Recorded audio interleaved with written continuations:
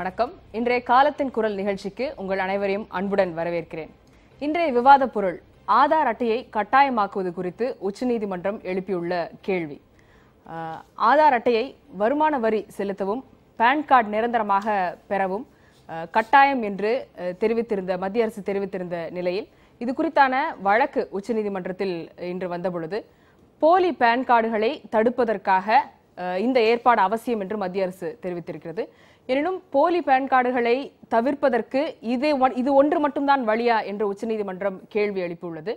உச்சநீதிமன்றம் ஏற்கனவே பான் கார்டை அனைத்து திட்டங்களுக்கும் கட்டாயமாக்க கூடாது என்று தெரிவித்திருந்த நிலையில் இப்படி ஒரு ஏற்பாடு அவசியம்தானா, இதனுடைய நோக்கம் என்ன என்று உச்சநீதிமன்றம் கேள்வி எழுப்பியுள்ளது.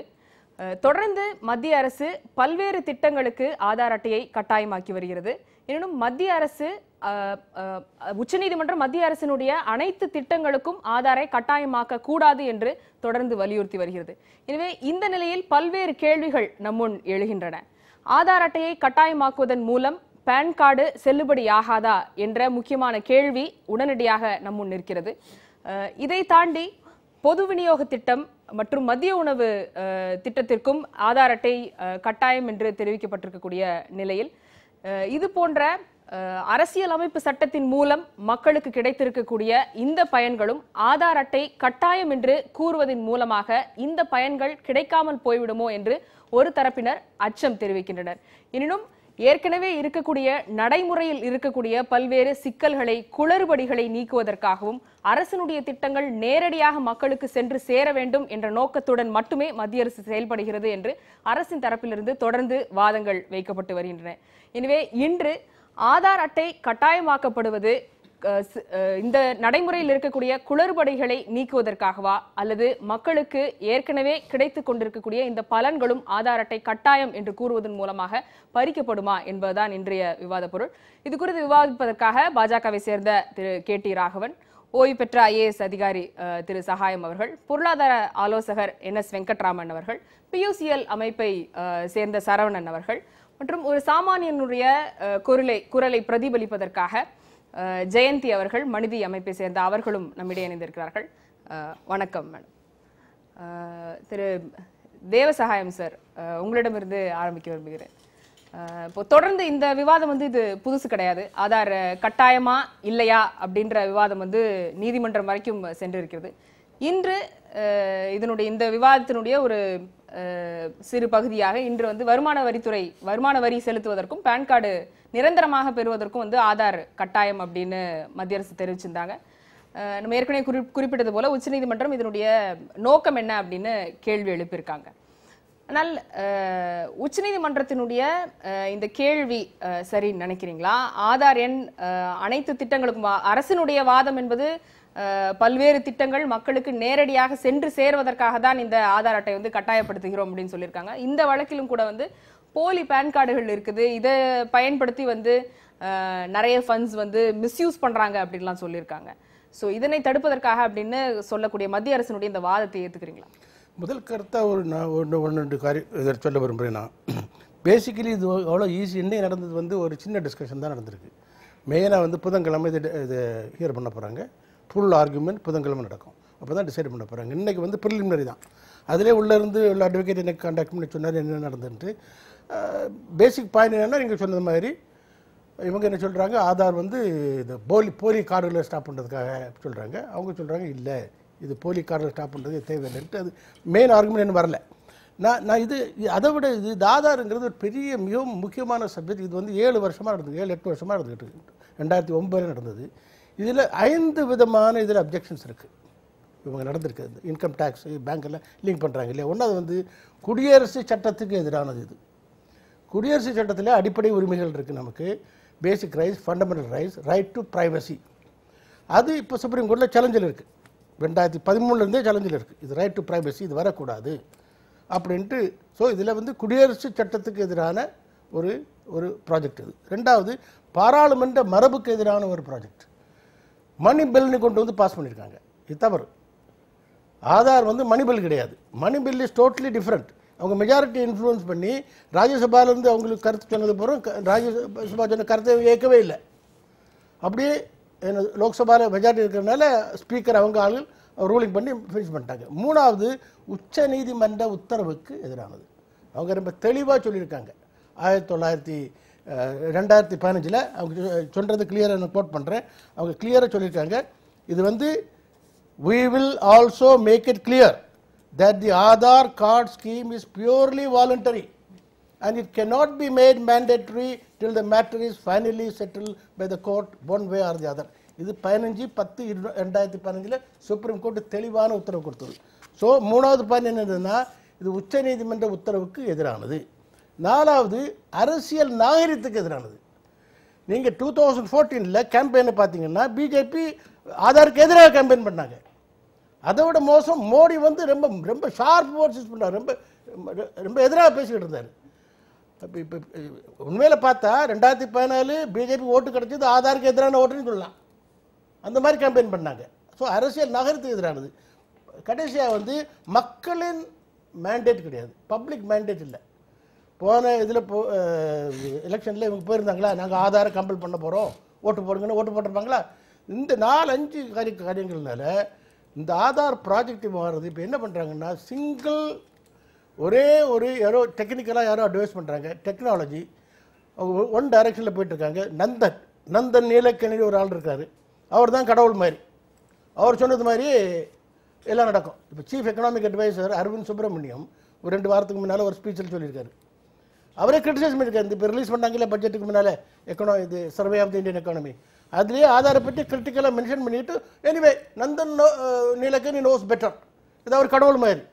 நான் என்ன சொல்ல வரேன்னா, இந்த ஆதார் ப்ராஜெக்ட் வந்து இதில் ஏதோ ஒரு ஹிடன் அஜெண்டா இருக்குது.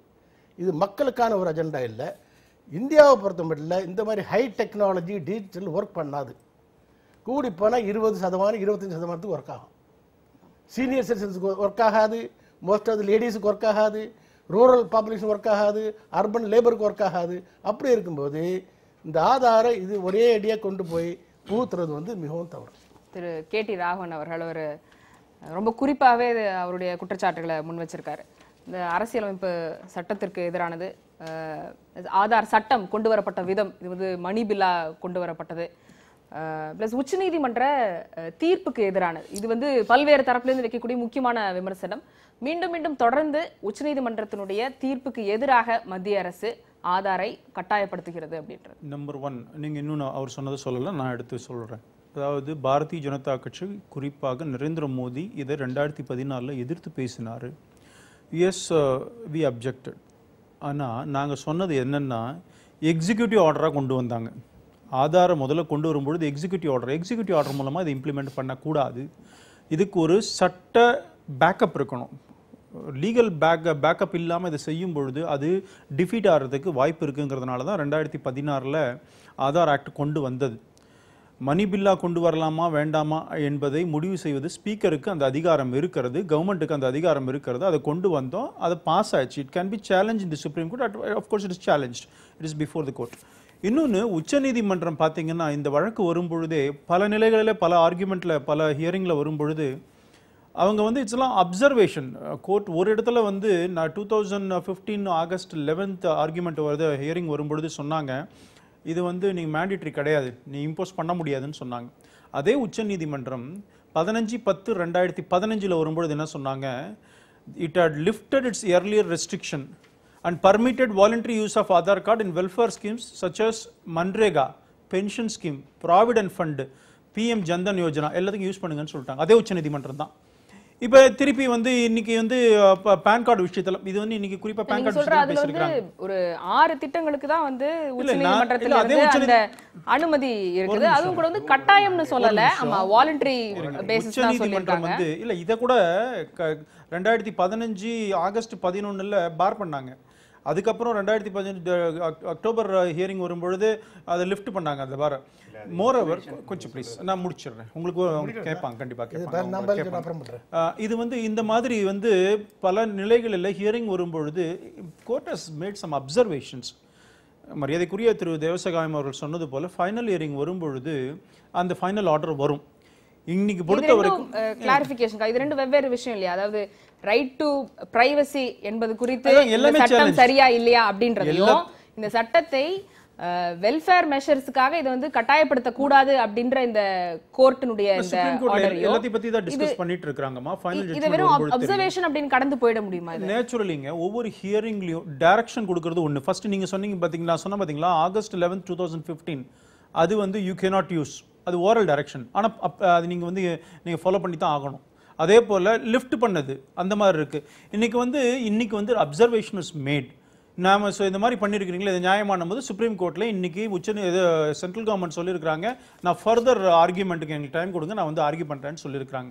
ஸோ இதுதான் இன்னிய நிலையில எந்த டைரக்ஷனும் சுப்ரீம் கோர்ட் கொடுக்கல. இன்னைக்கு இன்னைக்கு ஹியரிங்ல எந்த டைரக்ஷன் முடிச்சிடுறேன் ஒரு நிமிஷம் இது முடிச்சிட்டு போயிடலாம் நினைக்கிறேன். நான் முடிச்சிடுறேன். மீண்டும் வரலாம் ஒரு நிமிஷம். சரிபார்க்க வேண்டிய அவசியம் இருக்கு. August 11, 2015 order, it's not a oral direction, it's a order. I have a copy. ஓகேங்களா? அதே போல் அக்டோபர் 15 அதுவும் ஆர்டர் தான். அதில் வந்து 2 ஸ்கீமை தவிர்த்து மற்ற ஸ்கீம்ஸையும் நீங்கள் கோட் பண்ண மாதிரி எம்என்ஆர்ஜிஎஸ், அப்புறம் social security schemes, old age pension, widow pension, disable pension இதெல்லாம் ஆட் பண்ணியிருக்காங்க. ஸ்டில் இட் இஸ் நாட் மேண்டேட்ரின்னு ரொம்ப கிளியராக சொல்லியிருக்காங்க. விஷயம் என்னென்னா, இந்த சோஷியல் வெல்ஃபேர் ஸ்கீம்ஸுக்கு you can use it, but it's not mandatory. இன்னைக்கு இட் இஸ் நாட் மேண்டேட்ரின்றது ஆர்டரா வந்திருக்கு. சரி இருங்க, அதுதான் திரும்ப வந்து பேசி முடிச்சிடுறேன். இல்ல கிளாரிஃபிகேஷனுக்காக சொல்றேன். உங்களுக்கு டைம் கொடுப்பாங்க அவங்க. நீங்க I don't understand. why you are not allowing me? இல்ல உங்க அலோ பண்ணாமல இல்ல, நீங்க சொன்னது இது கிளாரிஃபை பண்ணிட்டு அடுத்து போயிடலாம்ன்றதுக்காக முடிச்சிடுறேன். ஏன்னா அதனால நான் என்ன சொல்ல வரேன்னு சொன்னா, இந்த பொறுத்த வரைக்கும் ஜட்ஜ்மெண்ட் வரட்டும். நீங்க இன்னைக்கு கொடுத்த அப்சர்வேஷன்ஸ், நடுவில் கொடுத்த நான் நடுவில் டைரக்ஷன் கொடுத்துருக்காங்கன்னு தான் நான் சொன்னேன், ஆர்டர் கொடுத்துருக்காங்கன்னு தான் சொன்னேன். அதனால இது வந்து எல்லா விஷயத்திலும் பிரைவசி, ரைட் ஆஃப் பிரைவசிலேருந்து எல்லாமே கொஸ்டின் பண்ணியிருக்கிறாங்க. வரட்டும். எங்களை பொறுத்த வரைக்கும் நாம இதனால இந்த திட்டத்தின் மூலமாக பல பில்ஃபரேஜஸ் கண்டுபிடிச்சிருக்கிறோம். அது வந்து நீங்கள் சொல்கிறீங்க மதிய உணவு திட்டத்தில் 4 லட்சம் மதிய உணவு, 4 லட்சம் குழந்தைகள் அந்த மாதிரி பேர்லேயே இல்லை. ஆனால் அதுக்கு 4 லட்சம் குழந்தைகளுக்கு இல்லைன்னு சொன்னால் அப்போ எவ்வளோ காய்கறி அடிச்சிருப்பாங்க, எவ்வளோ அரிசி எடுத்திருப்பாங்க ஒரு நாளைக்கு. யோசிச்சு பாருங்கள். செக் அண்ட் பேலன்ஸ் இருக்கணும் அப்படிங்கிறதுனால தான் நாங்கள் அப்போஸ் பண்ணோம். We want some discussion. சில இதெல்லாம் இருக்குது. நீங்கள் வந்து பங்களாதேஷ் இன்ஃபில்ட்ரேட்டர்கள்லாம் கூட நீங்கள் வந்து இல்லீகல் இமிகிரண்ட்ஸ்க்கெலாம் கூட கொடுக்குறீங்க, அதை தடுக்கணும். நீங்கள் எடுத்து பாருங்கள், பிஜேபி இவர் சொல்கிறார் தார்மீக அடிப்படையில் இல்லை, அரசியல் நாகரிகம் இல்லைன்னு சொல்லிட்டு. நீங்கள் நாம ஒரு விஷயத்தை கொண்டு வரும்போது அதில் இதெல்லாம் பாயிண்ட் எல்லாம் ரெக்டிஃபை பண்ணணும்னு சொல்லக்கூடாது. ஒரு எதிர்கட்சி அன்னைக்கு கூட நாங்கள் இது ஃபுட் பில்லாக இருந்தாலும் எந்த பில்லாக இருந்தாலும் யூபியை கொண்டு வந்தாலும் கூட, ஈவன் நாங்கள் கொண்டு வர பில்லை வந்து இப்போ காங்கிரஸாக இருந்தாலும் சொல்லி டிஸ்கஸ் பண்ணணும் என்று சொல்லும்போது எதிர்கட்சி சொல்லும்போது தவறு கிடையாது. நாங்கள் பர்சி அந்த பில்லு தப்பு, அந்த பர்டிகுலர் ஆஸ்பெக்ட் தப்புன்னு சொல்லலை, அதில் சில விஷயங்களை மாற்றணும்னு சொல்லி வந்தோம். இன்னைக்கு நாம ஆட்சிக்கு வரும்போது அந்த மாற்றங்களை கொண்டு வந்தோம். Executive order become law. இப்போ ஆதார் ஆக்ட் கொண்டு வந்திருக்கோம் 2016ல. இது valid law. Of course it is being challenge. முடிக்கட்டும். அந்த ஆக்ட் ஒரு சின்ன கிளாரிஃபிகேஷன். அந்த ஆக்ட் கொண்டு வரும்போது ஆதார் ஆக்ட் மொத்தம் 543 எம்பிஸ் லோக்சபாவில், ராஜ்யசபாவுக்கு போகல, லோக்சபாவில் கூட 543 எம்பிஸ் 73 எம்பிஸ் தான் இருந்தாங்க. இந்தியாவில் 73 எம்பிஸ் இவ்வளோ ஒரு முக்கியமான ஃபண்டமெண்டல் ரைட்ஸ் அஃபெக்ட் ஒரு சட்டத்தை பாஸ் பண்ணி நம்ம மேல் திணிக்கிறாங்க. இது ஒரு ஜனநாயகமா? இது ஒரு ஜனநாயகமா? Just want to clarify. மற்றவங்க பேசுறோம். இல்ல நான் சொல்றேன் 73 பார்லிமெண்ட் உள்ள எத்தனை பேர் இருக்காங்க அவங்க ஓட்டு போடணும். இல்லங்கிறது எம்பியை குற்றம் சொல்ல ஒத்துக்கிறேன் நான். முக்கியமானதுக்கு உள்ள எம்பிகளே இல்லையே அப்படி கேட்க நியாயம். ஆனா அந்த bill it is not Bercy illegal. அவங்க பாஸ் பண்ணிருக்காங்களா இல்லையா? அது மணி பில்லா அதை பாஸ் பண்ணிருக்கலாமா இல்லையா அப்படின்றதா கன்டென்ஷன். அது கோர்ட் மணி பில்லுக்கு சில நீங்க சொன்னதுல இன்னொரு விஷயம், இப்போ இந்த மாதிரி பில்ஃபரேஜஸ்லாம் நான் வந்து தடுத்துட முடியும் அப்படின்னு சொல்லும் பொழுது, இதற்கு காரணமாக இருக்கக்கூடியவர்கள் வந்து ஊழல் கரைப்படைந்த அந்த பொறுப்புல இருக்கக்கூடிய அதிகாரிகள். ஆதாரை கட்டாயமாக்குவதன் மூலமாகவே, அதன் மூலமாக மட்டுமே இந்த ஊழல் கரைப்படைந்த அதிகாரிகளை வந்து மாற்றிவிட முடியும்னு எப்படி சொல்றீங்க? அகைன் ஆதார் சிஸ்டத்தை இம்ப்ளிமெண்ட் பண்ண போறது அவங்க கையில தான் இருக்கு. நீங்க ஒரு நம்பர் தான் உங்களுக்கு கொடுக்க முடியும். நீங்க வந்து அதிகாரிகளுடைய மனோநிலையை பத்தி நம்ம பேச வரல. இப்போ அதிகாரிகள் மனோநிலையை பத்தி நம்ம பேச வரல. நாம பேசுறது இந்த மாதிரி வரும்பொழுது, இப்ப ஒரு 10 லட்சம் பேர் மதிய உணவு இருக்காங்க அப்படின்னு சொன்னா அந்த 10 லட்சம் பேர் யாருன்னு கேட்கும்போது ஆளாளுக்கு ஒரு நம்பர் இருக்குல்ல. முன்ன அப்படி கிடையாது. அவங்க கொடுக்குற கணக்கு தானே சொல்லிட்டு இருந்தாங்க. இப்ப அந்த சிஸ்டம் வரும்பொழுது அது யாருக்கு போதும், சரியான முறையில போகும். இந்த பில்ஃபரேஜ் நாட்டுல இதெல்லாம் தடுக்க முடியும். அதான் சொல்ல வரோம். ஒரு நிமிஷம். இப்போ 27 மார்ச் 2017 அன்று சுப்ரீம் கோர்ட்டு இவங்க புஷ் பண்றாங்கன்னு சொல்லி திரும்ப வந்து நாங்கள் ஏற்கனவே 2 ஆர்டர்ஸ் கொடுத்துருக்கோம். அப்படின்னு கிளாரிஃபை பண்ணுறாங்க. அடுத்த நாள் ரிப்போர்ட் ஆகுது, சத்தீஸ்கரில் இவர் சொன்ன அந்த மதிய உணவு திட்டத்தில் வந்து பிரச்சனைகள் இருக்குது, அதை நாங்கள் கண்டுபிடிச்சிருக்கோம் அப்படின்னு ரிப்போர்ட் பண்ணுறாங்க. ரிப்போர்ட்டிங்கை பேஸ் பண்ணி மட்டுமே அது ஃபுல்ஃப்ளேஜ் நடந்திருக்குன்னு நம்மளால் அக்செப்ட் பண்ணிக்க முடியாது. ரெண்டுமே ஒரே டைமில் நடக்குது. ஸோ நம்ம அந்த நியூஸ் ஐட்டத்துடைய வேல்யூவை பார்க்க வேண்டியிருக்கு. அதே போல் இவர் சொன்ன மாதிரி 2014 தேர்தலுக்கு முன்னாடி பிஜேபி ஏன் இந்த பொசிஷன் எடுத்தாங்க அப்படின்றது இன்டர்னலாக அவங்களுக்கு தெரியும். என்ன பொசிஷன் அவர் வந்து சொல்கிறது வந்து எக்ஸிக்யூட்டிவ் ஆர்டராக மட்டும் பாஸ் பண்ணக்கூடாது அப்படின்றதுக்காக இந்த பொசிஷன் எடுத்தோன்னு சொல்கிறாங்க. 2011 அவங்க பிஜேபியோடைய Yashwant Sinha committee, parliamentary committee இதை ரிஜெக்ட் பண்ணாங்க. பில் காங்கிரஸ் கவர்மெண்ட் கொண்டு வந்த பில்லை 2010 பில்லை ரிஜெக்ட் பண்ணாங்க. ஏன் ரிஜெக்ட் பண்ணாங்க? அவங்களுடைய பிஜேபியால் ரிஜெக்ட் பண்ணதுக்கான காரணம் 33 மெம்பர் பிஜேபி காரங்க இல்லைங்க அப்போ இல்லை. எனிவே இப்போ நான் சொல்ல வர விஷயம் என்னென்னா, இதில் பல சிக்கல்கள் இருக்குது. இம்ப்ளிமெண்டேஷனில் யூஐடி இருந்தால், ஆதார் இருந்தால் எல்லா விஷயங்களையுமே சால்வ் பண்ணிட முடியும் அப்படின்றது இம்ப்ராக்டிக்கல். இது மற்ற நாடுகளில், வளர்ந்த நாடுகளில், யூஎஸ்ஏல, யூகேல, ஆஸ்திரேலியாவில், சைனாவில் எல்லா நாடுகள்லையும் தடை செய்யப்பட்ட ஒரு ப்ராஜெக்டு.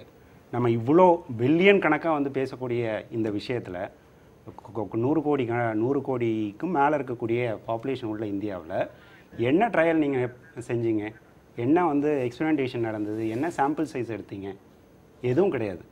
நந்தன் நீல்கனி வந்தார், எலெக்ஷனுக்கு அப்புறம் வந்து மோடியை பார்த்து பேசுகிறாரு, உடனே வந்து அடுத்த நாள் கொஞ்ச காலத்திலே வந்து அப்ரூவல் வந்துடுது. இது என்ன என்ன என்ன வகையான அரசியல் நடக்குது?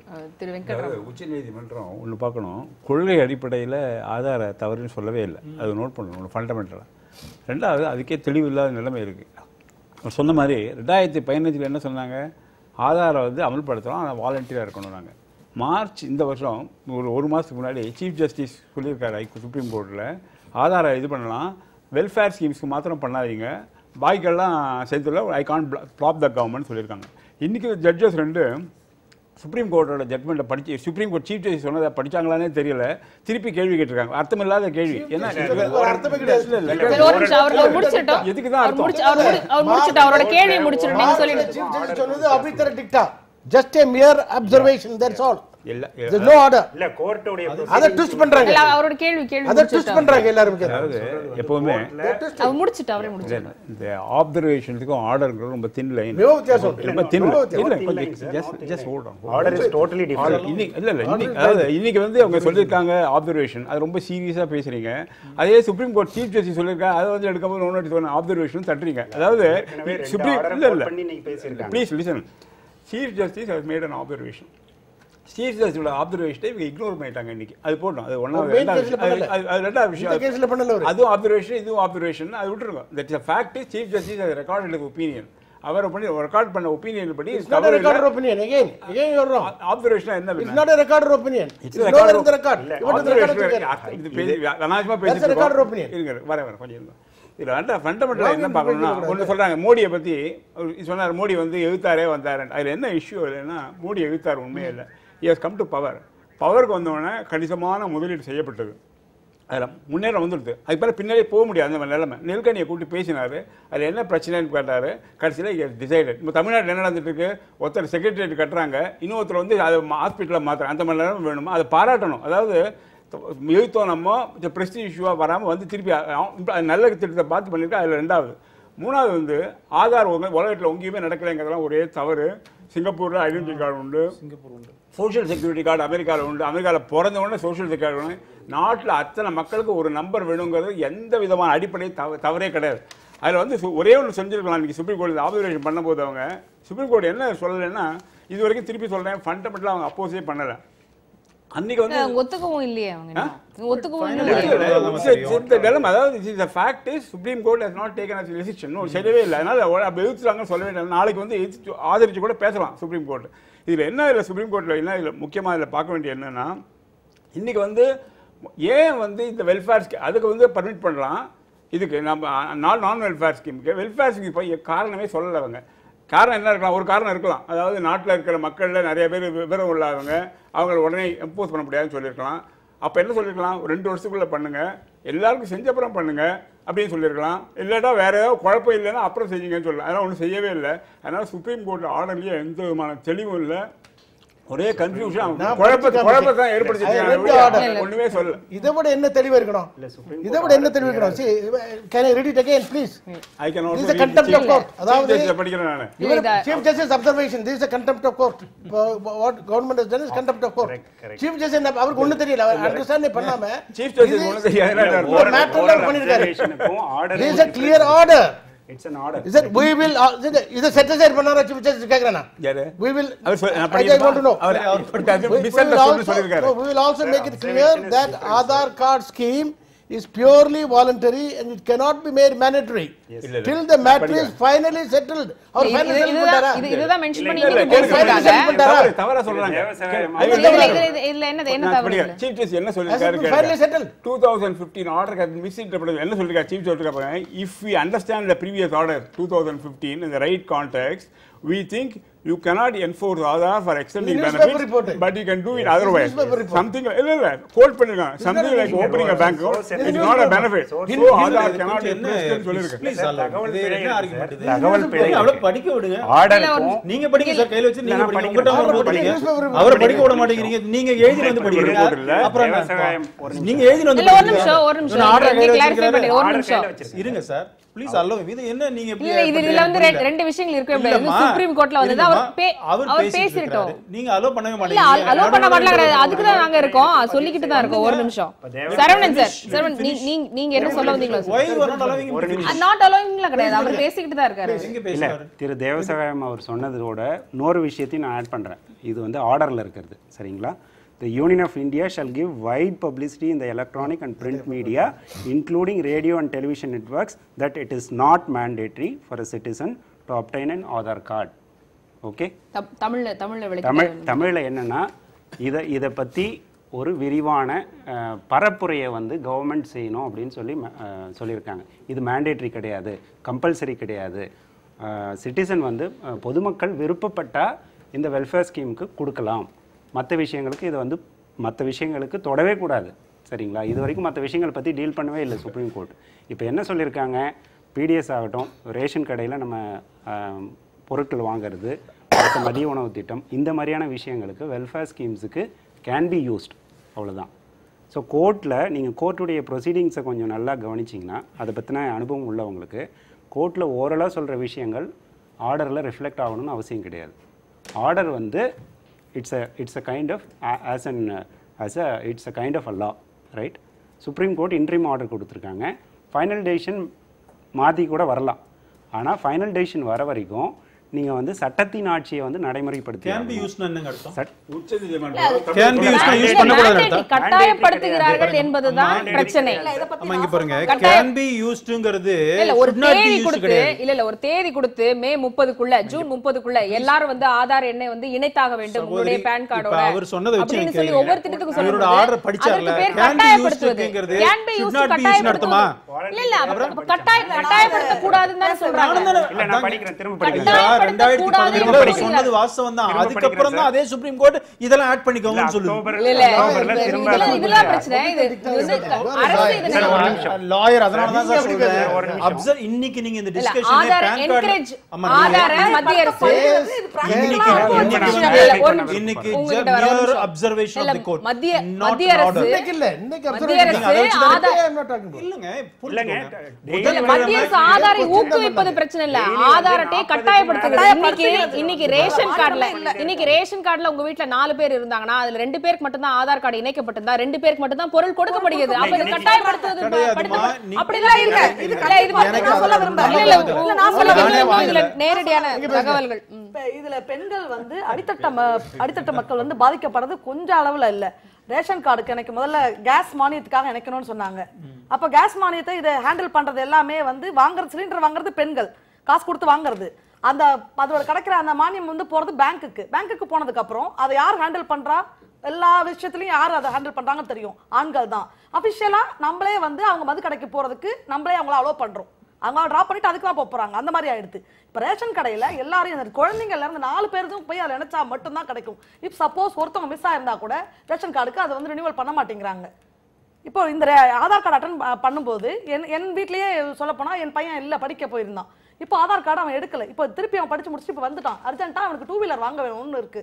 2 வீலர் வாங்க போனா ஆதார் கார்டு இருந்தா தான் கொடுப்போம். அவங்க அங்க போவே ரெஜிஸ்ட்ரேஷன் ஆஃபீஸ்க்கே போல, அங்க எல்லா ஷோரூமையும் ரிஜெக்ட் பண்றாங்க.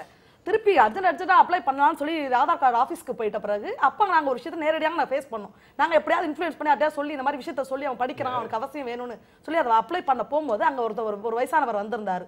அவர் என்ன பண்ணியிருந்தாருன்னா, அவர் அந்த குரோம்பேட்டில் வாங்கியிருக்காரு. அவர் அங்கே இருந்துட்டு பெரம்பூருக்கு மாறி போயிட்டாங்க. அவர் ரேஷன் கார்டு அந்த ஆதார் கார்டு தொலைச்சிட்டதுனால அந்த நம்பரை வச்சுட்டு அவர் கேட்குறாரு.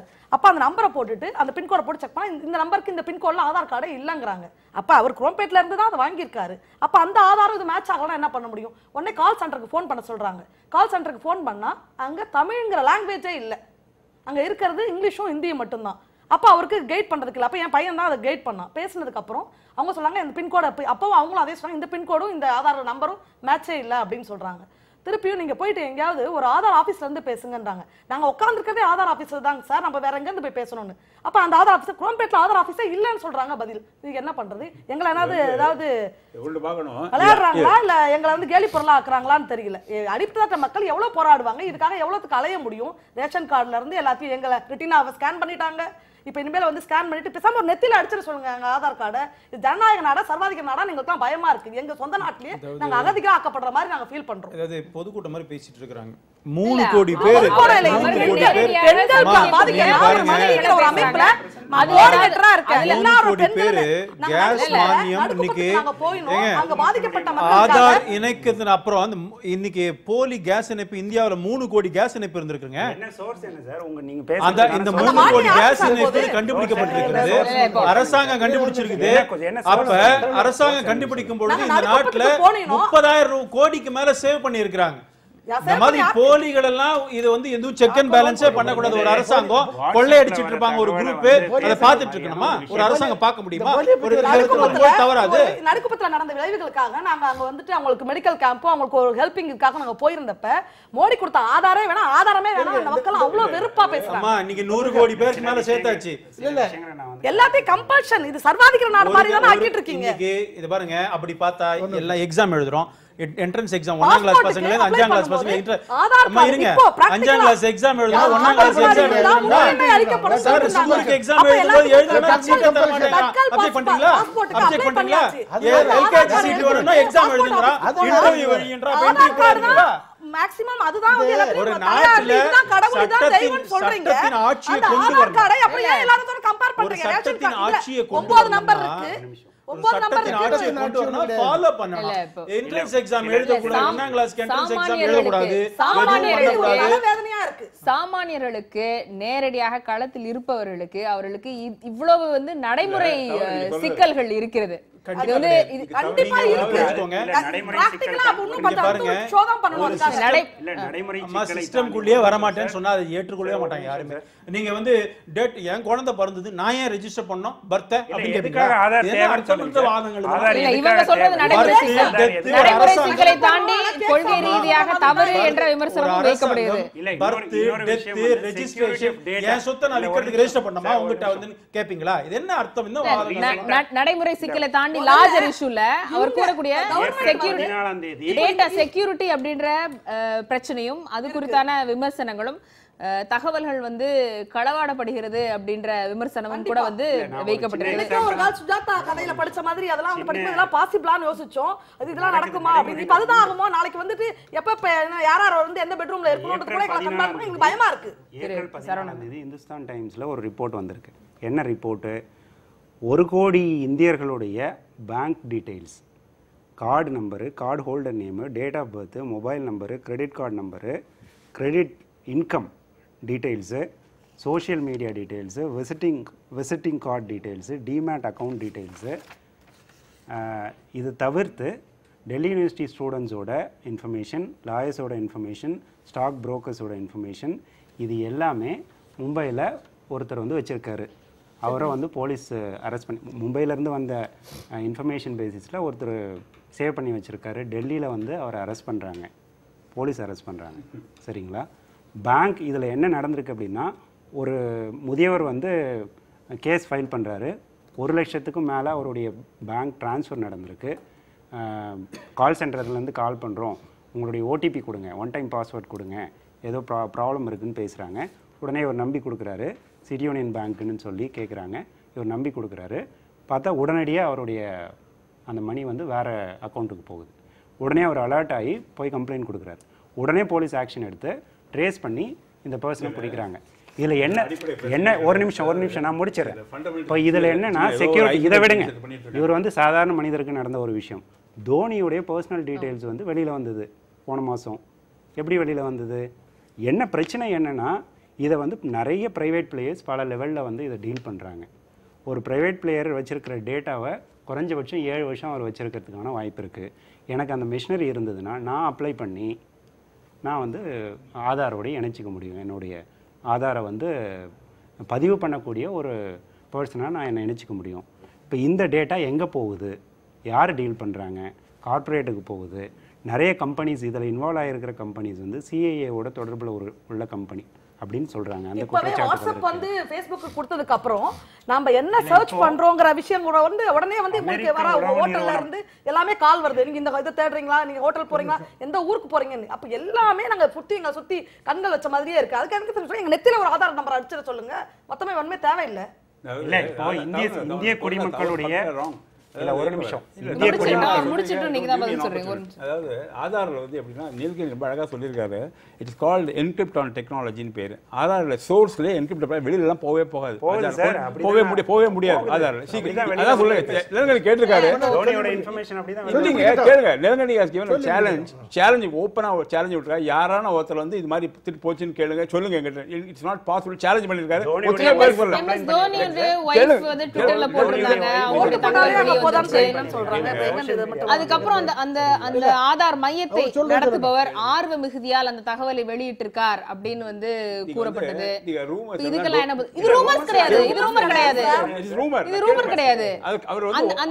அதுக்கப்புறம் அந்த சென்டர் வந்து இந்த மாதிரி பதிவு செய்வதற்கான அவங்களுடைய அந்த உரிமத்தை வந்து ரத்து பண்ணிருக்காங்க. இது வந்து ரூமர் கிடையாது. மார்ச் 29, 2017 தோனியோடைய பர்சனல் டீடைல்ஸ் வெளியில வந்திருக்கிறதா அவங்களுடைய ஒய்ஃப் வந்து ரிப்போர்ட் பண்ணியிருக்காங்க. இது வந்து நான் ஒரு முக்கியமான கேள்வி கேட்கிறேன்.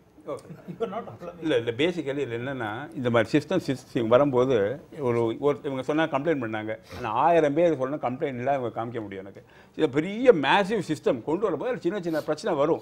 டீச்சிங் ப்ராப்ளம் பேர் அது தடுக்கவே. அது வந்து பர்சனல் டீடைல் வெளிவருது. உங்களுக்கு பார்க்கும்போது ஒரு தனி நபருடைய தகவலாக இருக்கலாம், ஆனால் அவருக்கு அது மிகப்பெரிய பிரச்சனை.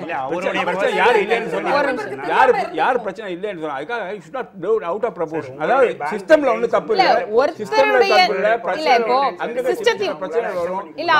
இந்த கேள்விகளும் சேர்த்து பதில் சொல்லுங்க. இவ்வளவு பெரிய இந்த சிஸ்டத்தை இம்ப்ளிமெண்ட் பண்ணும் பொழுது இது வந்து பல பிரைவேட் கான்ட்ராக்டர்ஸுக்கு கான்ட்ராக்ட் சப் கான்ட்ராக்ட்னு சொல்லி பல பேருக்கு கொடுக்கப்பட்டிருக்கு. கடைசியா உங்களுடைய தகவல்களை வாங்கி அதை வந்து கம்ப்யூட்டர்ல ஃபீட் பண்றவங்க 7000 ரூபாய் 10,000 ரூபாய் என்ற சம்பளத்திற்கு உட்கார்ந்து இருக்கக்கூடிய வேலை தேடி இருக்கக்கூடிய இளைஞர்கள் அந்த இடத்துல உட்கார்ந்து தான் இந்த வேலையை பண்றாங்க. சோ இவ்வளவு பெரிய சிஸ்டத்தை நீங்க சொல்லக்கூடிய ஒரு நாடு முழுவதும் எல்லாருக்குமான ஒரு ஐடென்டிட்டி நம்பரை கொடுக்குறோம் அப்படின்ற இவ்வளவு பெரிய ப்ராஜெக்ட்டை நீங்க வந்து இவ்ளோ ஈஸியா இது வந்து கவர்மெண்ட் வந்து ஹேண்டில் பண்ணுது அப்படின்ற பொழுது அதனுடைய நம்பகத்தன்மையின் மீது மக்களுக்கு கேள்வி எழுகிறது.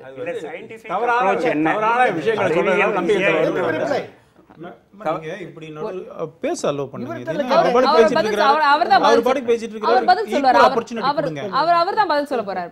அதாவது என்கிரிப்ஷன் டெக்னாலஜிங்கிறது இருக்கு இல்லையா, அதை அந்த இடத்துல சோர்ஸ்லேயே போட்டுருவாங்க. போட்டவொன்னா ரிட்ரீவே பண்ண முடியாது ஒருத்தராலையும். ரெண்டாவது வந்து நீங்கள் சொல்கிறது வந்து ப்ரைவேட் பார்த்து கொடுத்துருக்காங்க, கொடுக்கும்போது எழுதி வச்சுருவாங்கன்னு சொல்லியிருக்கீங்க. அதான் அந்த மாதிரி தான் இருக்குது நீங்கள் சொல்கிறத பார்த்தா. அந்த மாதிரிலாம் வரதுக்கு வாய்ப்பே கிடையாது.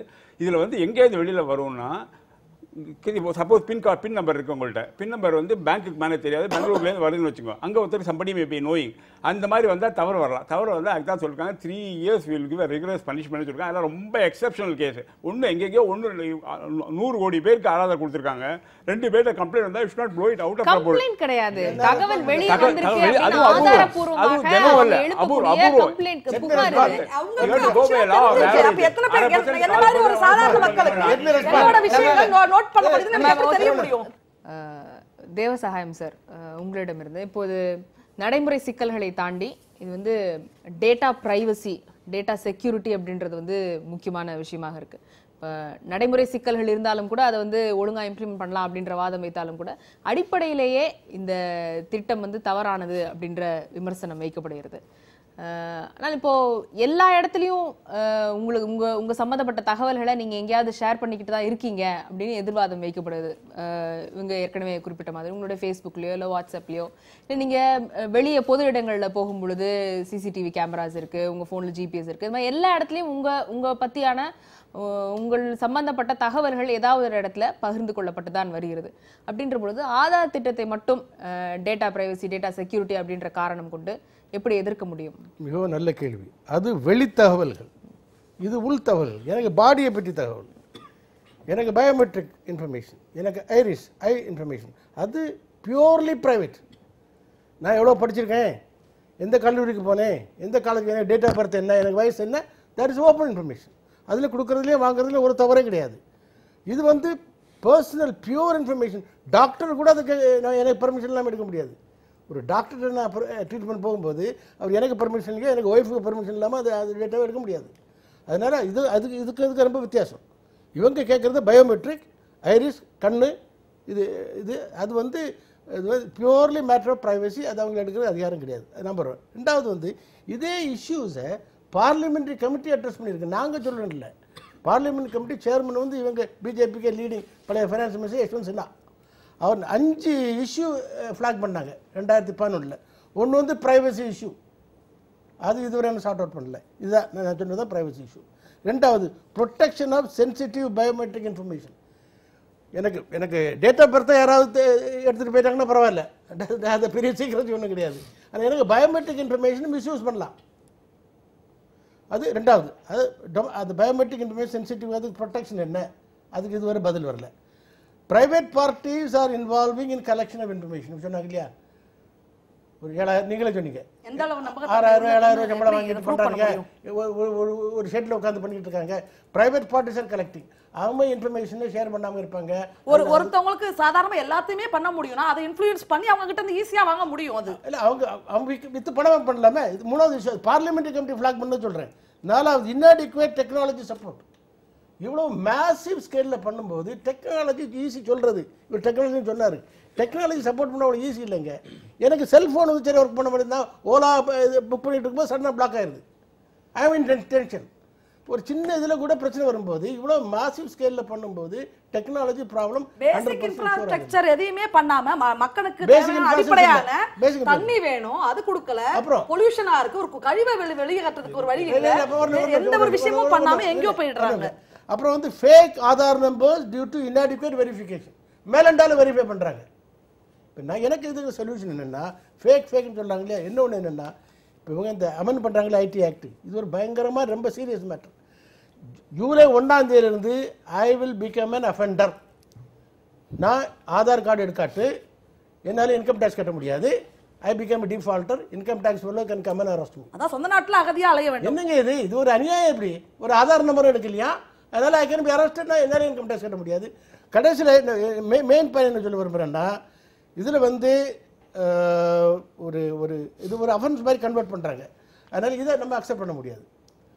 இதில் பல பிரச்சனைகள் இருக்கிறதுனால இது வந்து ஒரு ஆதாரம் இவ்வளோ ஃபோர்ஸாக இவ்வளோ ஸ்பீடாக இம்ப்ளிமெண்ட் பண்ணுறதுல ஒரு ஜஸ்டிஃபிகேஷன் இல்லை. இந்தியா மாதிரி ஒரு நாட்டில் ஒரு ஜஸ்டிஃபிகேஷன் இல்லை.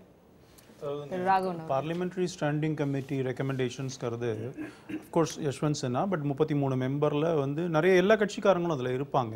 ரெக்கமெண்டேஷன்ஸ் அவங்க கொடுப்பாங்க, அதை பண்ணிவிட்டு திருப்பி அங்கேயே கூட வரும். அதை வச்சுட்டு இப்போ அதை ரிஜெக்ட் பண்ணிடுச்சுன்னா ரிஜெக்ட் பண்ணிவிட்டு அதுக்கப்புறம் சரி பண்ணிவிட்டு திருப்பி வரும். இப்போ நம்மகிட்ட என்ன பிரச்சனைன்னு சொன்னால், இப்போ இது வந்து சுப்ரீம் கோர்ட்டில் பெண்டிங்.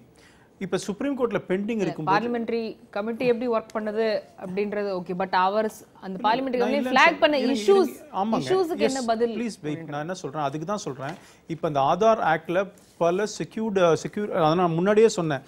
இப்போ இது அப்பத்துக்கும் இப்பத்துக்கும் இருக்கிற வித்தியாசம் வெறும் எக்ஸிக்யூட்டிவ் ஆர்டர். இப்போ ஆக்ட் பாஸ்ட் பை பார்லிமெண்ட் 110ல் பாஸ் பண்ணி வந்திருக்குது. இது இப்போ இதை வந்து சேலஞ்சு பண்ணும்பொழுது இந்த கொஸ்டின்ஸ்லாம் அவங்க ரைஸ் பண்ணுறாங்க, சுப்ரீம் கோர்ட்டில் ஆர்கியூ பண்ணும்பொழுது ரைஸ் பண்ணுறாங்க. நான் என்ன சொல்கிறேன், ரைஸ் பண்ணி சுப்ரீம் கோர்ட் டிசைட் பண்ணட்டுங்கிறேன் நான். If tomorrow Supreme Court says இல்லை ஆதார்லாம் கிடையாது, ஏன்னா நான் யார் என்ன பண்ண முடியும்? என்ஜேஎஸ்ல என்னாச்சு, ஜுடிஷியல் அப்பாயின்மெண்ட் கமிட்டியில கான்ஸ்டிடியூஷனல் அமெண்ட்மெண்ட் கேம். ஒரு நிமிஷம்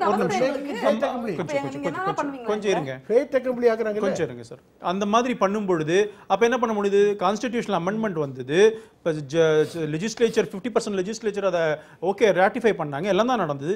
நான் என்ன சொல்றேன், இப்போ பெண்டிங் இதுல வந்து ஹியரிங்ல வரும்போது சில அப்சர்வேஷன்ஸோ சில கமெண்ட்ஸ் மேட் பை அது வந்து நீங்க அதை பிடிச்சிக்கிட்டு பேச வேண்டிய அவசியம் இல்லைங்கிற. இன்னைக்கு அப்படி நடக்கலைங்கிற, இன்னைக்கு அது நடக்கலைங்கிற. இன்னைக்கு இந்த விவாதத்தின்ல இன்னைக்கு வந்து ஆர்குமெண்ட்ல பேன் கார்டோட இது இணைக்கிறத பற்றி வந்தது. இதில் வந்து ஜஸ்ட் மியர் கமெண்ட், அவ்வளோதான். இன்னைக்கு எந்த ஆர்டரும் போடலை. ஃபைனல் ஆர்டர் வரும்போது தெரியும். ஆமாம், அதுதான் சொல்கிறேன். இன்னைக்கு இப்போ டிஸ்கஷன் அதெல்லாம் பேஸ் பண்ணி தான் நான் பேசுகிறோம். அதனால நான் என்ன சொல்கிறேன், இதை பொறுத்த வரைக்கும் நீங்கள் கேட்குற கேள்விகள்லாம் சுப்ரீம் கோர்ட்லேயும் இவங்க பெட்டிஷனில் கேட்டிருக்காங்க. சுப்ரீம் கோர்ட் அதை டிசைட் பண்ணட்டோங்கிற. நான் பிஃபோர் தட் நம்ம வந்து இது சொல்ல வேண்டிய அவசியம் இல்லை. சென்ட்ரல் கவர்மெண்ட்டை பொறுத்த வரைக்கும் இதை இம்ப்ளிமெண்ட் பண்ணதுனால வந்த லாப நஷ்டங்களை கண்டிப்பா சுப்ரீம் கோர்ட்ல சொல்றாங்க. சுப்ரீம் கோர்ட்ல லாப நஷ்டத்தை சொல்ல போறாங்க. அதனால நான் என்ன சொல்றேன்னு சொன்னா, இவங்க வந்து நம்ம பிஜேபி வந்து நான் இன்ஃபேக்ட் குஜராத்தில் அதை இம்ப்ளிமெண்டே அப்போ இருக்கும் பொழுது சுப்ரீம் அதாவது சென்ட்ரல் கவர்மெண்ட் அதை பண்ணித்தான் ஆனோன்னும் போது அதை நம்ம பண்ணோம். வித் ஆல் திஸ் கவுண்டர்ஸ் நம்மளோட அப்ஜெக்ஷன்லாம் சொல்லும்போது கூட சென்ட்ரல் கவர்மெண்ட் இம்ப்ளிமெண்ட் பண்ணணும்னு சொல்லும்போது பண்ணித்தான் இருந்தோம். ஏன்னா கவர்மெண்ட் சொல்லுதுன்னு பண்ணித்தான் இருந்தோம், இல்லாமலாம் இல்லை. இப்போ பொறுத்த வரைக்கும் இதில் நிறைய லாபங்கள் நடந்திருக்குது. சார் சொல்கிற மாதிரி சில சின்ன சின்ன டீத்திங் ப்ராப்ளமா என்னென்ன ப்ராப்ளமோ அதை அட்ரஸ் பண்ணணும் government, no doubt at all. புரியுதா? அதனால் இது வந்து ஒரு அட்டோக்ராட்டிக் கவர்மெண்ட்டா அப்படியா இப்படியான்னு பேசுறது எனக்கு நியாயமாக படலை. பிரச்சனைகளை பற்றி இருக்கிற பிரச்சனைகளை அட்ரஸ் பண்ணி சரி பண்ணணும்னு பேசினா நியாயம். இது வரவே கூடாதுன்னு சொல்றது ஏத்துக்க முடியாதுன்னு சொல்றேன். அதுக்கு கரெக்ட்டான பேசிக் இன்ஃப்ராஸ்ட்ரக்சர் எதுமே ரெடி பண்ணாம கவர்மெண்ட் இது கரெக்ட்டா மூவ் பண்ணுதா? எந்த ஒரு சின்ன விஷயத்துல 9 நம்பர் போட்டுருக்காங்க. அப்ப அந்த 9 நம்பர் இந்த ஆதார் கார்டு தான் தெய்வம், இந்த கார்டு தான் எல்லாத்துக்குமே மெயின் சொல்லிட்டாங்க. அப்ப டிரைவிங் லைசென்ஸ்க்கும் இதுக்கும் நம்பர் டிஃபரன்ஸ் ஆகுது. அப்ப நீங்க டிரைவிங் லைசென்ஸ் ஏன் எடுக்கறீங்க? ஆதார் கார்டு மட்டும் மெயின் கார்டு வச்சுக்க வேண்டியது தானே? பேச விருப்பப்படுறேன். நம்ம வந்து சட்டத்தின் ஆட்சியில் ரூல் ஆஃப் லா படி தான் நம்ம இயங்குறோம். சென்ட்ரல் கவர்மெண்ட்டும் அதுக்கு வந்து விதிவிலக்கு இல்லை. இடைக்கால உத்தரவை வந்து நீதிமன்றம் பிறப்பிச்சிருக்கும் போது 2 இடைக்கால உத்தரவுகளை வந்து சொல்லியிருக்கும் போது மேண்டேட்ரி இல்லை, இது வந்து கம்பல்சரி கிடையாது அப்படின்னு ரொம்ப தெளிவாக வந்து சொல்லும்போது எந்த கான்டெக்ட்ல நீங்கள் தொடர்ச்சியாக புஷ் பண்ணிகிட்டே இருக்கீங்க? 40 ஸ்கீம்ஸுக்கு மேலே வெவ்வேறு டிபார்ட்மெண்ட்ஸில் தொடர்ச்சியாக இதை வந்து புஷ் பண்ணிகிட்டே இருக்கீங்க. என்ன அஜெண்டா? இப்போ எங்கள் கேள்வி, எங்களை மாதிரியான மனித உரிமை அமைப்புகள் இருக்க கேள்வி, என்ன அஜெண்டா? உங்களுக்கு என்ன அஜெண்டா இருக்குது? இப்போ தொடர்ச்சியாக புஷ் பண்ண வேண்டிய அவசியம் என்ன இருக்குது? என்ன லாஜிக்கு? நீங்கள் வந்து முன்னாடி எதிர்த்ததுக்கும் இப்போ வந்து அப்ப யாருக்காகங்கற கேள்வி வருது. எதற்காக? இந்த சிஸ்டத்தை இதுவரைக்கும் இம்ப்ளிமென்ட் பண்ணதுல நிறைய லாபங்கள் இருக்கு அப்படின்றாரு. மிட் டே மீல் ஸ்கீம்ல ஒரு 4.4 लाख ஸ்டூடண்ட்ஸ் அதோட சோர்ஸ் சொல்றாங்க. எல்பிஜில 30,000 கோடி ரூபாய் கிடைச்சிருக்கு. மிட் டே மீல் பத்தி நான் பேச வேண்டியது. ஒரு டேட்டா நான் கோட் பண்ண விருப்பப்படுறேன். எவ்வளவோ யாராரோ கொள்ள அடிச்சிட்டு எங்கயோ போயிட்டாங்க. அந்த குழந்தைகளுக்கு கொடுக்கிற மீல்ல கை வைக்கணும்னு நினைக்கிறது எந்த? அப்ப ஆதார் கார்டுனால அந்த நாளைக்கு ஒரு 10 குழந்தைங்க ஆதார் கார்டு எடுக்கறனா அப்ப அவங்க சாப்பாடு போட மாட்டீங்களா? இல்ல நான் ஒரு டேட்டா கோட் பண்ணேன். அப்ப அவங்களோட சாப்பாடு விஷயம் மோடி நம்பர்ஸ்ல தான் இருக்கா அவருக்கு? அவங்க வயிறு பசிங்கிறது வந்து ஒரு நம்பர்ஸ்ல அவங்க டிசைட் பண்ண போறீங்களா? அப்ப மொத்தமா கொள்ள அடிச்சவங்க எல்லாம் போயிடுவாங்க. ஒரு பசி சாப்பாடுக்கு ஆதார் கார்டு இருந்தா தான் நான் சாப்பிட முடியுமா? என்னோட ரேஷன் பொருள் வாங்குறதுக்கு பேசிக்கா இவன் எத்தனை வாட்டி அலைய வேண்டியது இருக்கு? ஒவ்வொரு வாட்டிக்கும் போனா இப்ப எனக்கு ஒரு கார்டு நான் இப்ப வச்சிருக்கேன் ஒரு கார்டு, அந்த கார்டு நான் இதுவரை வந்து அந்த ஸ்மார்ட் கார்டா மாத்தல. இன்னும் 2 மாசம் கழிச்சு வாங்கன்றாங்க. ஒரு நம்பர் 2க்கு அட்ரஸ் சேஞ்ச் ஆயிருக்கு, அது ஒரு கரெக்ஷன் இருக்கு, அதுக்கு இது ரெடி இல்லைங்கிறாங்க. எந்த பேசிக் இன்ஃப்ராஸ்ட்ரக்சரும் இல்ல, அதை ஹேண்டில் பண்றதுக்கு சரியான ஆபீசர்ஸ் இல்ல. ஆனா நீங்க எதுக்கு ஆதார் கார்டு இம்ப்ளிமெண்ட் பண்றீங்க? அது இருந்தாதான் எல்லாமே. நாளைக்கு சாப்பிட்டா பாத்ரூம் போறது கூட ஆதார் கார்டு தான் போகணும்னு சொல்லுவாங்க போல இருக்கு. இல்லை, நான் ஒரே ஒரு அஃபிஷியல் டேட்டா மட்டும் கோட் பண்ண விரும்புகிறேன். ஒரு நிமிஷம். மார்ச் 2016 அருண்ஜேட்லி ஃபினான்ஸ் மினிஸ்டர் வந்து எல்பிஜி சப்சிடி சேவிங்ஸ் வந்து 150 பில்லியன் ருபீஸ் அப்படின்னு சொல்லியிருக்காரு. International institute for sustainable development ஒரு ஸ்டடி பண்ணாங்க.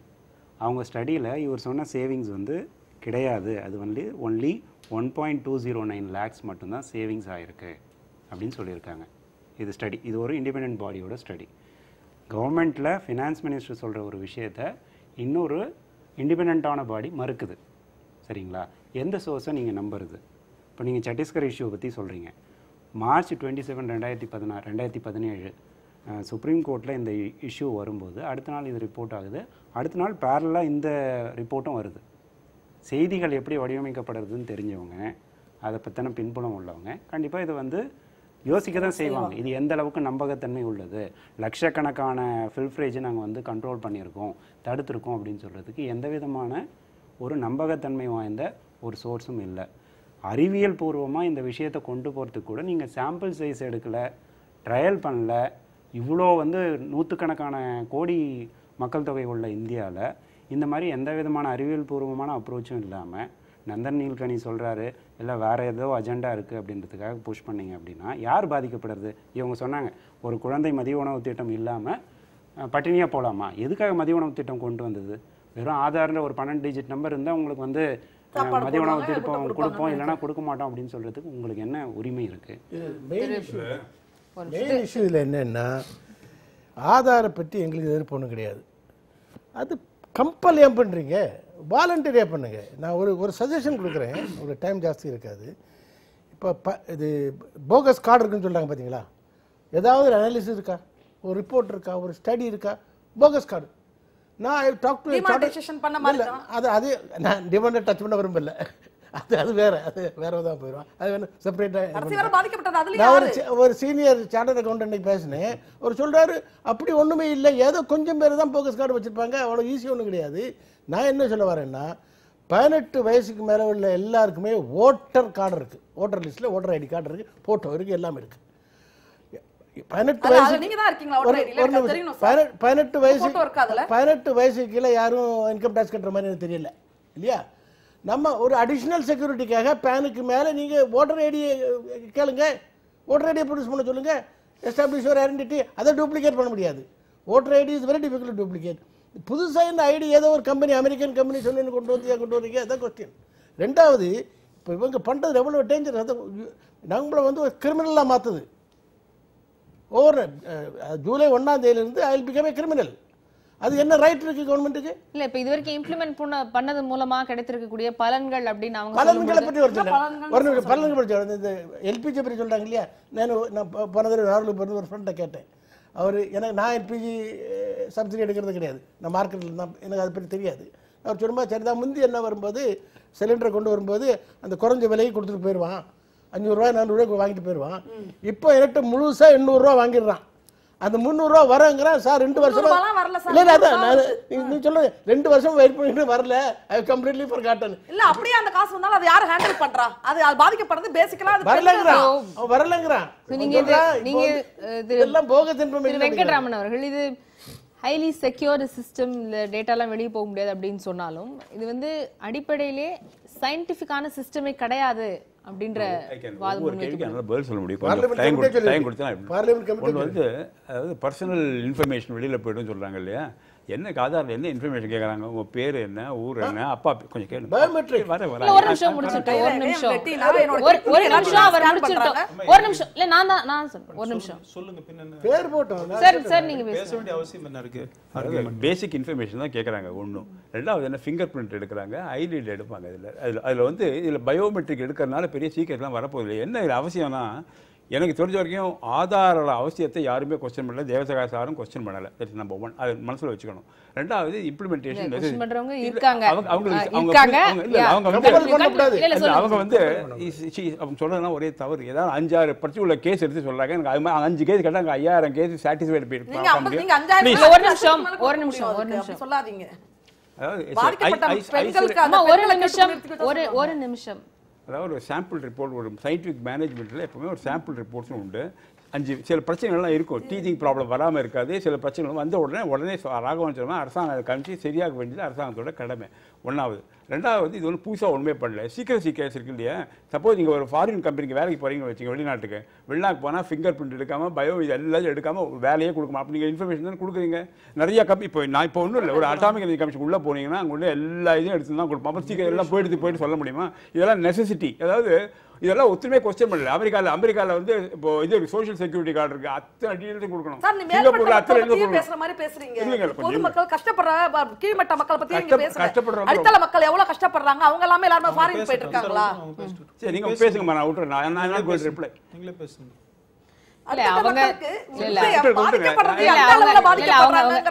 ஜெயந்தி ஒரு நிமிஷம். அவங்க ஏற்கனவே குறிப்பிட்ட பிரச்சனைகளும் கூட அன்றாட வாழ்வுல அவங்க வீட்டுக்கு அரிசி சர்க்கரை வருவதிலிருந்து இந்த பிரச்சனை தொடங்குகிறது. எந்த பிரச்சனை இல்லை, எல்லாத்துலயும் பிரச்சனை இருக்கு. மொபைல் ஃபோன் இருக்கு, மொபைல் ஃபோன்ல வந்து பேச போறோம், மொபைல் ஃபோன்ல பேசினது எல்லாம் போலீஸ்ல நாளைக்கு வந்து கண்டுபிடிக்கும். நாளைக்கு இந்த யார்ட்டெல்லாம் பேசினேன், எங்க பேசினேன், எந்த டவர்ல பேசினேன் கண்டுபிடிக்கும். அதுல பர்சனல் செக்யூரிட்டி போலையா, ரீசன்ஸ் போலையா, எல்லாத்துலயும் சில பிரச்சனைகள் இல்லாம இருக்காது. எல்லாம் 100% பர்ஃபெக்ஷன் இஸ் நாட் பாசிபிள். இந்த மாதிரி பிரச்சனை வரும்போது உடனே அரசாங்கம் முறையிடணும். தேவசேகரன் சொன்னார் I be criminal, you will not be criminal. என்ன பண்ணணும், ஆதார் போய் ஒரு ரிஜிஸ்டர் பண்ணிக்கணும், அவ்வளவுதானே. முன்னாடி டைம் கொடுத்தாங்க, ஆதார் இல்ல ஆதார் டைம் கொடுத்தாங்க, ஆதார் டைம் கொடுத்தாங்க, அந்த டைத்துக்குள்ள ஒரு ரிஜிஸ்டர் பண்ணிக்கல, இப்ப திருப்பி எக்ஸ்டெண்ட் பண்ணிருக்காங்க. யார் பண்ண வேண்டாம். என்ன ஃபேக்ட் இஸ் எல்லாருக்கும் இஷ்யூ பண்ண முடியாது. ஏன் திணிக்கிறீங்க? இது இருந்தாதான் இது நடக்கும்னு ஏன் சொல்றீங்க? பர்த் சர்டிபிகேட் வேணும். என்னது ஆல்டர்னேட்டிவ்? நான் வோட்டர் கார்டு யூஸ் பண்றேன். இந்த வோட்டர் ஐடி வேல்யூ எல்லாம் எதுமே வேண்டாமா? வோட்டர் கார்டு யூஸ் பண்றேனா ஆதார் எதுக்கு?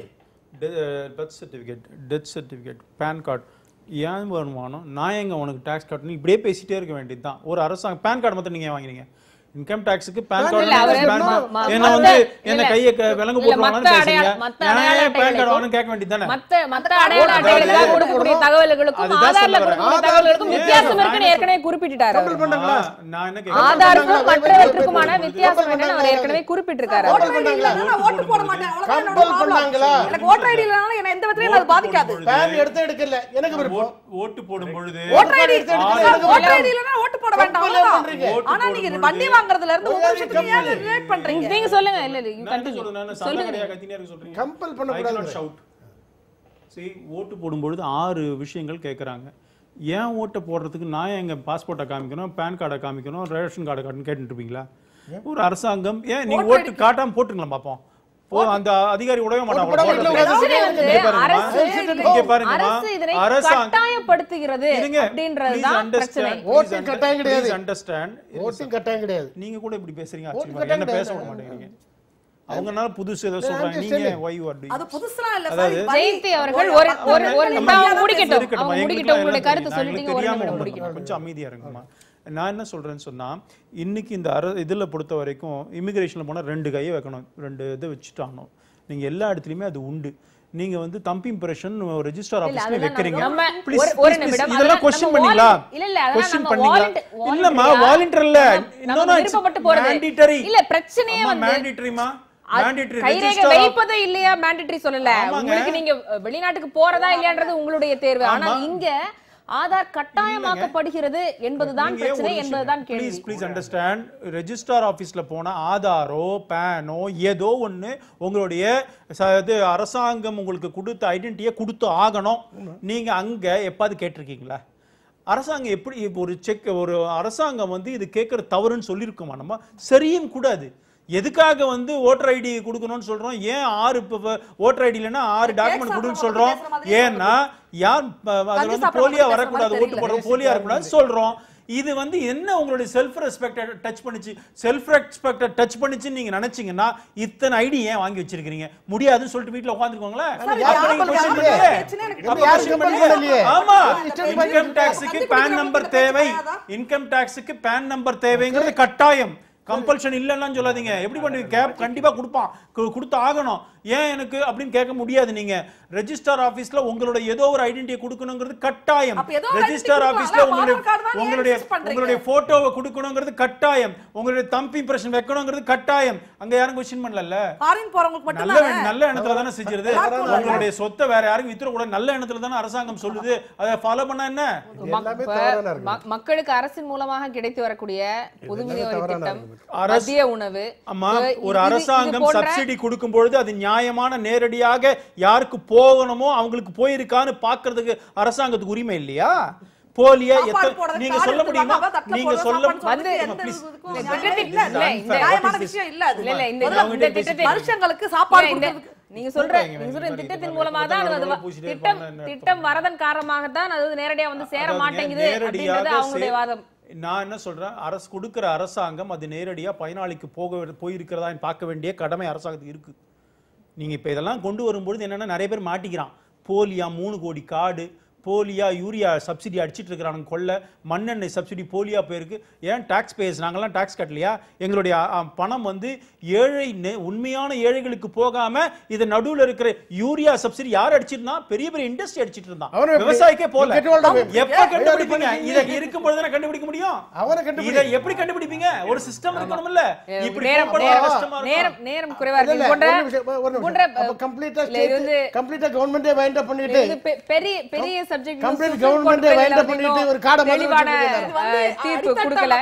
சோ இது வந்து பெரிய மக்களுக்கு மட்டுமே பேசுற மாதிரி விஷயமா இருக்கு. உங்களுடைய கருத்தை ஏற்கனவே பதிவு செஞ்சிருக்கீங்க. சோ இது தேவையா இல்லையா, இது வந்து கட்டாயப்படுத்தப்படுகிறதா இல்லையா என்பதெல்லாம் வந்து இன்னும் மிகப்பெரிய விவாதமாக தான் இன்னும் இருந்து கொண்டிருக்கிறது. உச்சநீதிமன்றத்தில் இருந்தும் இன்னும் கடைசி தீர்ப்பு இன்னும் வரவில்லை. எனவே நிகழ்ச்சி அரங்குக்கு வந்து உங்களுடைய கருத்துக்களை தெரிவித்ததற்கு மிக்க நன்றி. காலத்தின் குரல் திக்கெட்டும் பரவட்டும்.